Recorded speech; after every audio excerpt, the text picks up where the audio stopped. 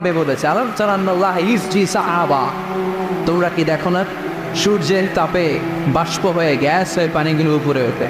যারা বিমান দিয়ে ফ্লাই করেন তারা বিমানের জানলার পাশে সিট পেলে দেখেন নাই কিভাবে মেঘমালাগুলো বিমানের সাথে খেলা করে।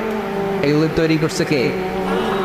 তার মানে কোরআন যা বলল বিজ্ঞান তাই বলেন।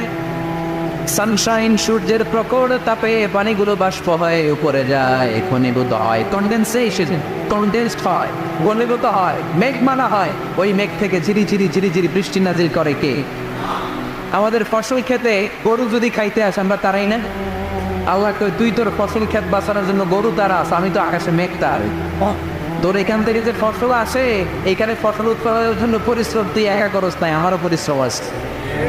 তুই দুনিয়ার জমিনে ছাগল তাড়িয়ে দিস, মেঘ তাড়িয়ে দিস, আমি আল্লাহর আদেশে আকাশের মেঘগুলো আমি তাড়িয়ে তোর ক্ষেতের উপরে, ফসল ক্ষেতের উপরে নিয়ে বৃষ্টি নাজিল করে আমি